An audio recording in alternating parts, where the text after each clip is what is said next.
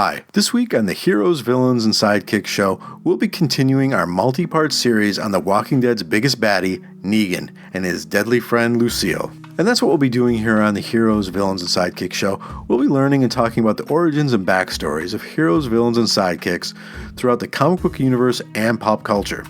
We're going to take a look at, a lot of the popular characters, but we're also going to be looking at some of these obscure characters that you may have never heard of, but I think you'll dig. Now, here we're going to pick up our next installment, our third installment in the Here's Negan storyline. Now, these are all being published in the Image Plus magazine that you can get through Amazon. You can get at your comic store. You can get through Diamond if you order it that way.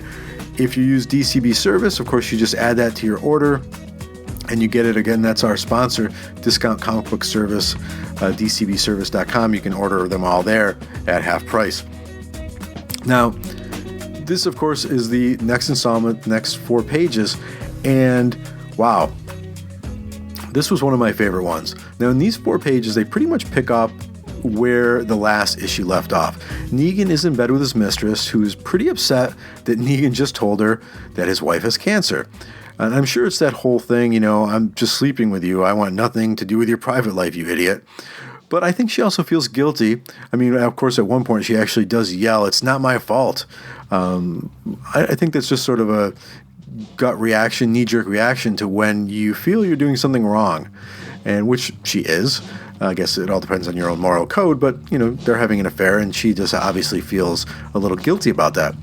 Now, she then tells him that it's over and that he's an a-hole and she wants nothing more to do with him.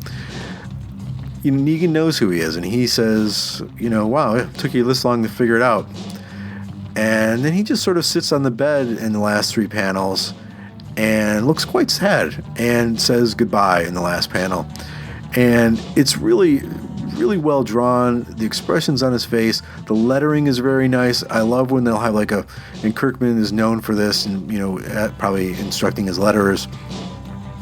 You've got a big round bubble, word balloon, and then just a tiny goodbye in all lowercase in the bubble, and to sort of help sell that emotion behind it. It's really neat. And of course, Kirkman is doing what he always does well, and for this it's incredible. He's making us feel for Negan, who is, like I said before, he kept a lot of people alive, so he's strong and he's right in a lot of his decisions, but he's also a pretty horrible human being.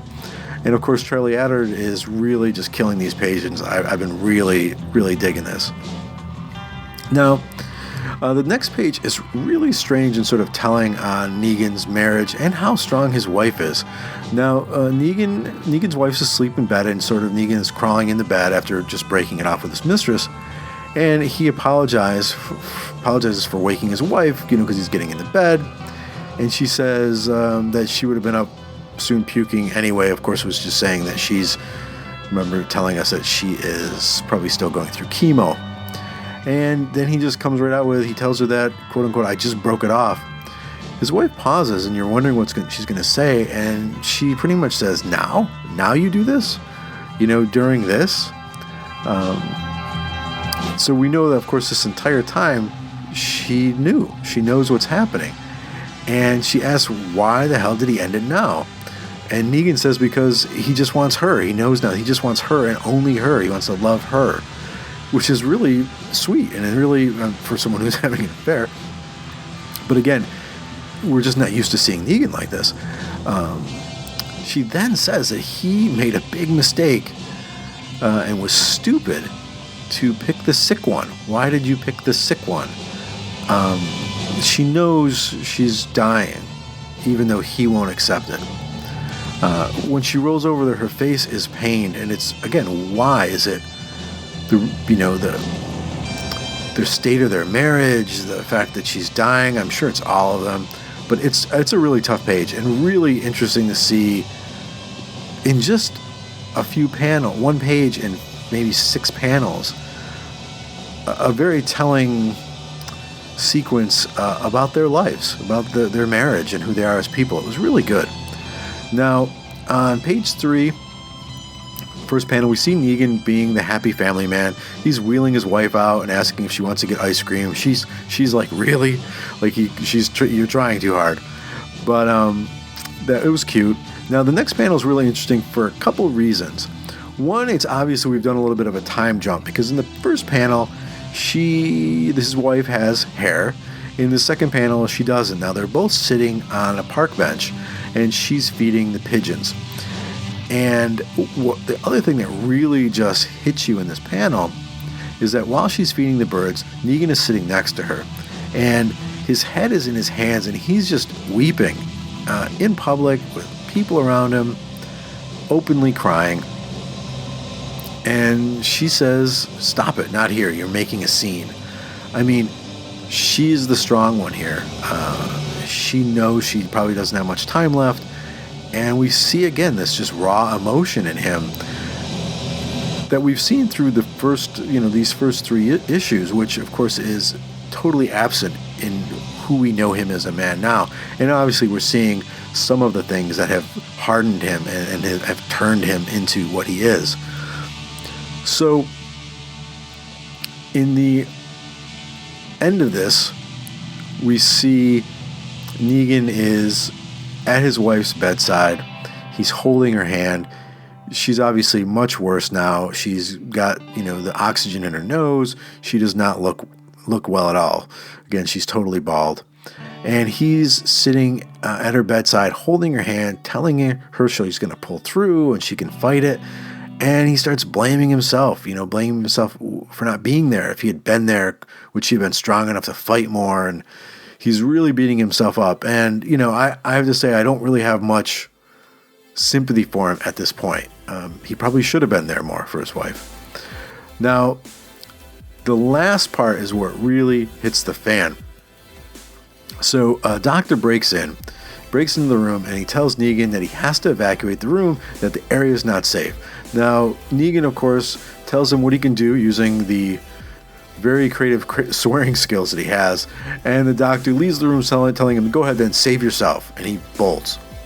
Now, it's then that Negan looks out the window, and he sees a car on fire, a man running down the street, hands over his head, screaming, and what we know, of course, to be a walker or a zombie, even though they don't use the Z word, following after him.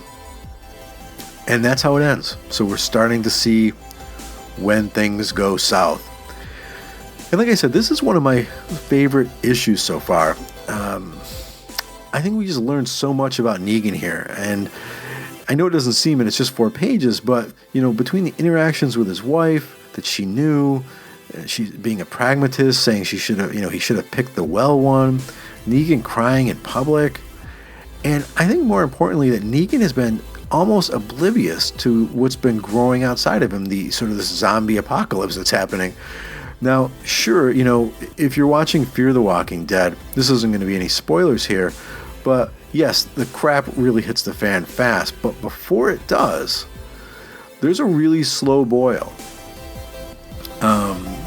So here in this last panel here's Negan, we kind of see that the outbreak seems to be kicking into full force. I mean, there are walkers outside a hospital. There's a car on fire. And he hasn't noticed any of this. He is totally oblivious to what's going on. He has been totally in and totally invested in his wife. Before they got to the hospital, obviously, and in the hospital. And he's loved her till the end, and he's paid attention to her and nothing else. There's a car on fire outside the hospital. He knows nothing. He knows that room. And I thought that was really, it goes to his character, his focus, but it's interesting to see that there was this level of love and devotion. And that's it. That's the end of the 4 pages. And I cannot wait to see the next 4 pages, of course, now the zombie piece starts kicking into high gear. So this should be really interesting. And of course, issue 3 is out of the Image Plus where this is in. And actually, 4, 5, and 6 just came out. I had actually forgotten to order them, so I had to order them in bulk. So they'll be coming in my next order. So we're going to go ahead and and record those and get them up. Now, if you're wondering about my order, what I'm talking about, that's a good segue into the show's sponsor, which is Discount Comic Book Service. I order all my books through dcbservice.com. You fill out a little form, like an Excel sheet, or you can order them right off their site, and you pay them, and then either every 2 weeks or once a month, the books show up at your door in perfect shape, wrapped. Amazing. Never had a damaged book, never had a late shipment. Fantastic. And you can order, of course, these Image Pluses, and which I do. And I forgot to add some, so they're going to put them in my order. And the last thing I want to mention is the video process. I put up a video on how I do the podcast. It was going to be one video, but then it got really long, so I decided to split it up. So the one that's up there now shows how I sort of go about doing the script and getting the computer prepared and what program I use and me recording an episode. And there'll be more. It looks like they're probably going to be about 6 of them, and I'll just keep releasing them and telling everybody when they're up.